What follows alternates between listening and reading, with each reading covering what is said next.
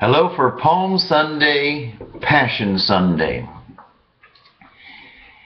And a little bit different today. I'm going to read the two Gospels that the priest or deacon reads before we enter church after the blessing of the palms.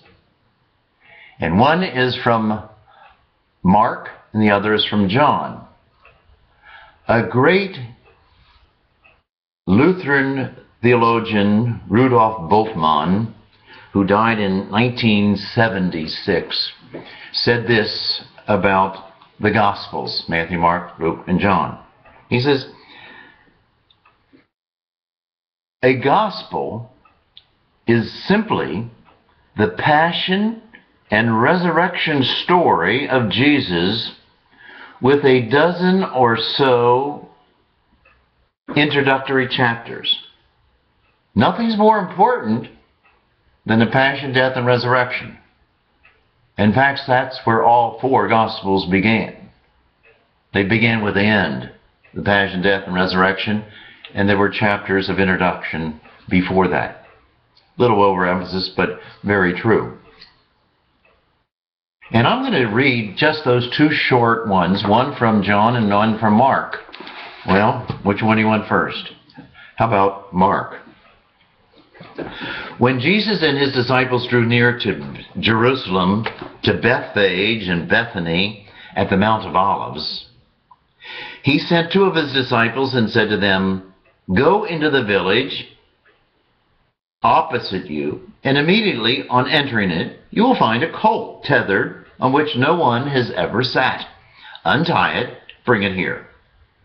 If anyone should say to you, 'Why are you doing this?' reply, 'Well, the master has need of it, and we'll send it back here at once.'" So they went off, and they found a colt tethered at a gate outside the street, and they untied it. Some of the bystanders said to them, "What are you doing untying that colt?" They answered them just as Jesus had told them to, and they permitted them to do it. So they brought the colt to Jesus, put their cloaks over it, and he sat on it. And many people spread their cloaks on the road, and others spread leafy branches that they had cut from the fields. Those preceding him, as well as those following him, cried out and said, "Hosanna! Blessed is he who comes in the name of the Lord. And blessed is the kingdom of our father David that is to come. Hosanna in the highest." That's Mark's presentation. John's even shorter. When the great crowd that had come to the feast heard that Jesus was coming to Jerusalem, they took palm branches and went out to meet him and cried out, "Hosanna! Blessed is he who comes in the name of the Lord, the King of Israel." Jesus found an ass and sat upon it, as it is written, "Fear no more, O daughter Zion. See, your king comes, seated upon an ass's colt." His disciples did not understand this at first. When Jesus had been glorified, they remembered that these things were written about him and that they had done this for him. That's John's presentation of Palm Sunday. Many years ago, when I was on a sabbatical in Rome, during the Lent, 37 of us priests went to the Holy Land for 10 days, and we would go to the different shrines and churches and so forth. In this particular day, we went to Bethany, about a mile and a half from Jerusalem, and Bethphage, and we did the walk that Jesus did on the colt. Well, not just 37, but there were thousands plus the 37 on Palm Sunday. So we walked from Bethany down the Mount of Olives, to Bethphage at the bottom of the hill, and then up to Jerusalem and go through the gates there in Jerusalem. Just the walk that Jesus did. What an experience to be with people walking the walk with Jesus.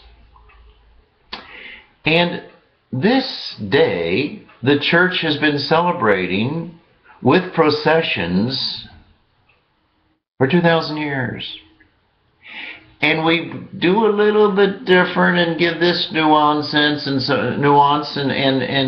for example, what we did when we were in Bethany and walked down the Mount of Olives, the Bethphage, and into Jerusalem.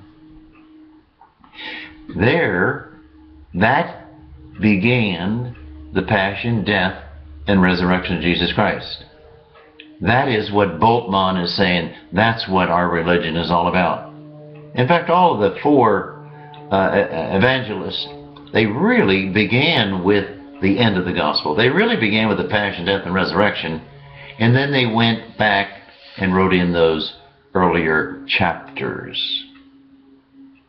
Well, the church looks at that going into Jerusalem as the beginning and where Christ suffered and died for us and saved the world. Well, the church also looks at, we too walk into this building or this church, usually in a procession. It's too cold this morning, so we're not going to have it outside. It's supposed to be 27. So we're going to do it in the big hall at Fox Christie, 8:30 in the morning. That's the one I have. And we're going to read these two Gospels, bless the palms, and we're going to walk through the doors and walk into the church of Jesus Christ as if we're walking with Jesus. And it has given us another insight or a nuance to that, and that is, well, he did this yesterday, 2,000 years ago. We do this today and walk in this church, and one of these days, we're going to walk into the kingdom of heaven. We're going to go to heaven and we're going to go through the gates, the pearly gates, and go to heaven. And we do that with Jesus. We do that through Jesus. And that's the most important thing of our lives. That we walk with Jesus.